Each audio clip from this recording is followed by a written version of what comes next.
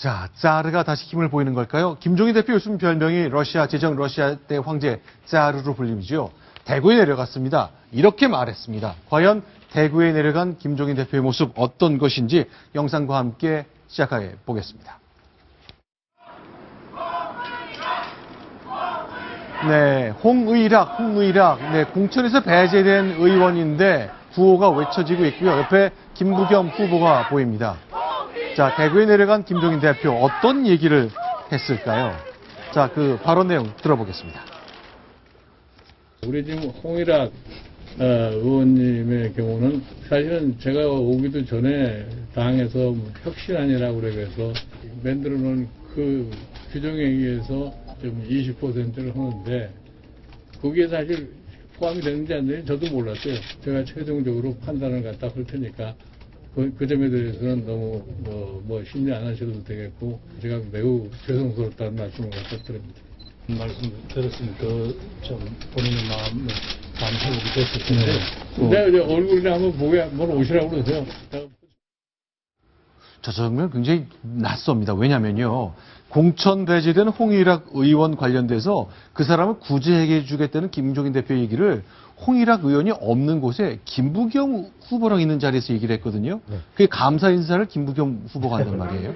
그게 무슨 뜻입니까? 네, 오늘 대구 방문의 목적 자체가 네. 어떤 그 김종인 대표 취임 이후에 네. 홍의락 의원이라고 하는 불모지인 대구에서 부글에서 출마해서 네. 그 어떤 지역구의 깃발을 김부겸 의원과 함께 꽂아보겠다라고 나선 네. 홍의락 의원을 탈락시킨 데 대해서 네. 그 경북 일대 대구 경북의 그 지지자들의 아주 그 심한 배신감이 네. 심화되면서 이것이 지금 당선권까지 바라본다는 김부겸, 그 수성갑에 출마한 김부겸으로 대구에다가 그 더민주의 깃발을 꽂을 수 있었던 김부겸까지 당선이 어려워지고 있다. 이런 비판에 직면한 것을 그 만회하기 위해서 오늘 가서 그 내가 그 당원 당규도 지금 정권을 고칠 수 있는 권한을 부여받았고 홍의락 의원도 구제할 수 있는 길이 열렸다라는 것을 선포함으로써 김부겸 의원을 다시금 당선권으로 끌어올리려는 이런 하나의 그 포석이기 때문에 지금 홍의락 의원은 저 자리에 없지만 중요한 목적은 달성하고 있는 것이죠. 자, 지금 화면을 보는 홍의락 의원, 저는 이름도 잘 몰랐는데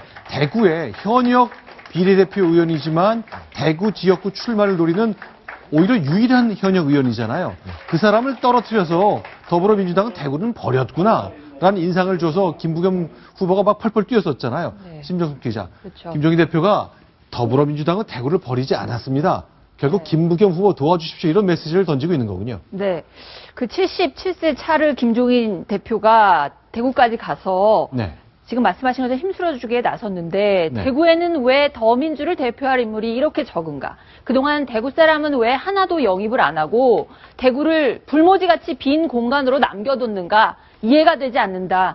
굉장히 대구에 있는 유권자들이 어떻게 보면은 사과라고 받아들일 만한 그런 이야기들을 오늘 대구에 가서 이야기를 하고 왔습니다.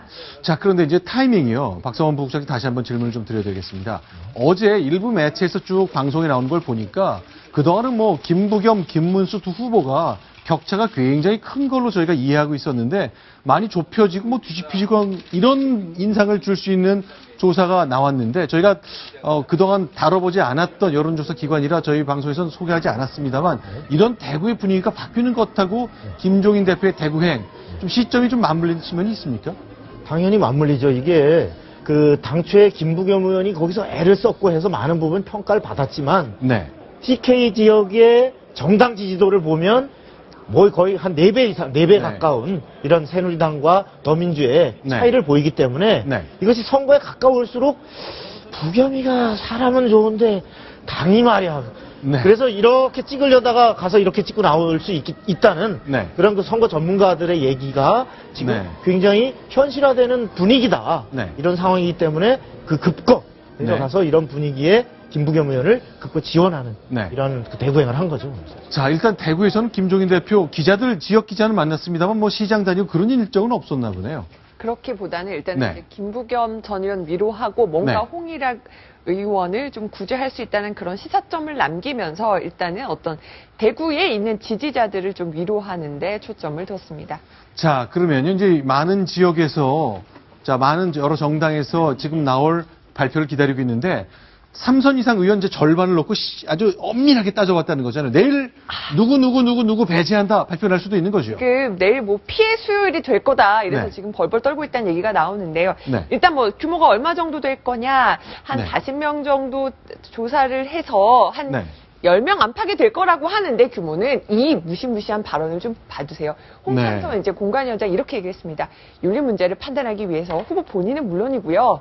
부인, 사무장, 보좌관까지 샅샅이 뒤졌고 네. 지방신문에는 아주 짧은 한 줄짜리 기사까지 다 스크랩해서 아주 꼼꼼하게 들여다봤다 이렇게 얘기를 했고요. 재미난 얘기를 좀 들려드리자면 네. 보통 최근에 언론에 이제 뭐 친문인 누구누구 의원은 네. 친문인, 친노인, 중진 누구누구 의원은 네. 이렇게 기사를 쓰니까 항의 전화가 왔습니다. 내가 왜 친문이냐. 아하. 이렇게 그만큼 네. 결국 친문, 친노 이렇게 비춰져서 혹시 나까지도 네. 어떤 혁신의 대상, 쇄신의 대상이 돼야 되는 것처럼 이렇게 비춰질까봐 네. 언론 보도 자체도 친문으로 불리는 것 자체도 굉장히 부담스러워하는 반응까지 최근에 나오고 있습니다. 자, 그러니까 지금까지 이제 지난번에 10명 배제하는 게 1차 컷오프였다면 내일은 2차 컷오프가 발표될 가능성이 많은데 오늘 심사가 완료된다면 내일 한꺼번에 개봉하겠다 그랬습니다. 네. 물론 공개된 인사도 죽일지 살릴지는 김종인 대표가 행사할 수 있다 그랬으니 역시 짜르라 불리는데 전혀 손색이 없습니다. 그런데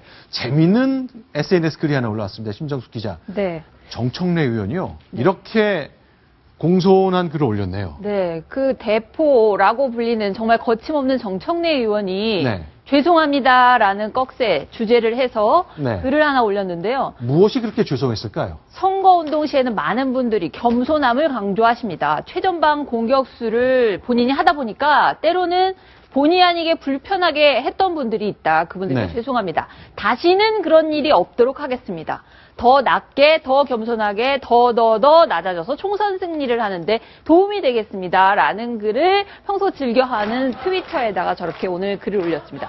자, 내일 2차 남자- 컷오프를 앞두고 저런 글을 왜 올렸을까 사실 의미심장할 수밖에 없는데요. 손수 변호사 판단을 내려주십시오. 남자의 변신은 무죄입니까? 사실은 뭐 남자의 네. 변신이 이 문제는 모르겠지만 정치인의 변신은 사실 뭐 무죄인 것 같습니다. 네. 일단은 뭐 본인에 대한 평가를 지역 국민에게 받아야 되는데 네. 받기 전 단계로서 이제 그 본인이 어떠한 자세를 취하는지는 뭐 자유겠고요. 또한 네. 또 유권자들께서도 또 이제 그 동안에 여러 네. 쭉 있었던 4년 동안의 공적을 가지고 평가해 주실 것이기 때문에 단순히 네. 이번에 뭐 사과를 올렸다고 해서 아주 네. 결정적인 영향을 미치지는 못할 것으로 보입니다. 자, 내일 과연 이제 재선인데요. 정청래 의원도 과연 뭐 평가도 나오지만 그동안에 뭐 지방지 기사에 나온 한 줄까지 다 챙긴다 그랬으니 정청래 의원이 그동안 이제 당내 발언으로 여야간에 또 야권 내에서의 논란을 일으켰던 것들이 다 종합적으로 평가가 됐을 텐데 자, 여기 쌀입이라는 이 아이디를 쓰고 있는데 이 쌀입이 휘초리 한 대 맞을지 아니면 그대로 넘어갈지를 정청래 의원은 내일 결전의 날이 될 것 같습니다. 자, 일단 공천 계속 속도를 내면서요. 야권에서 이분 출마 안 하네. 이분 이랬구나 하는 거취 결정이 몇 분 나온 게 있죠. 자, 이분 얘기 먼저 듣겠습니다. 음성 확인합니다. 저는 당의 이번 공천 배제 결정을 조금도 동의할 수가 없습니다. 하지만 더 큰 대의를 위해서 저는 이번 총선에서 불출마하기로 결심을 했습니다. 네. 오랫동안 안철수의 남자였던 송호창 의원. 안철수 의원 나갔을 때 따라가지 않았거든요. 공천 배제됐거든요. 자, 일단 불출마 선언했습니다. 뭐 깔끔한 결정으로 봐야 되겠습니까? 어찌 보면 당연한 예상됐던 그 수순인데 네. 이미 뭐 당에서는 공천에서 배제를 받았는데 네. 공천에서 잘리니까 네. 그 당초 안철수 의원 갈 때는 본인은 명분을 대면서 네. 어떤 통합이 돼야 된다 뭐 이러면서 따라가지 않은 상태에서 공천에서 잘린 상태에서 안철수 의원에게 합류한다는 것은 네. 정치적인 명분도 네. 없다고 본 것이고 이런 상황에서는 본인이 불출마하는 길밖에 없다라는 수순으로 안철수 대표 쪽에 합류하지 않는 이런 네. 정리를 한 것 같습니다.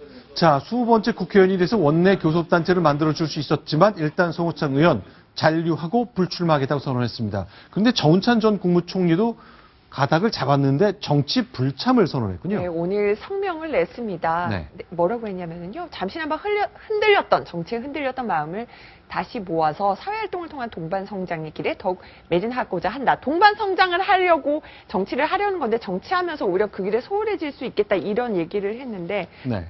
진위가 뭔지 좀 여러 가지 해석들이 나왔습니다. 먼저 좀 가족들도 네. 반대를 하고 있다. 네. 이런 얘기도 들리고요.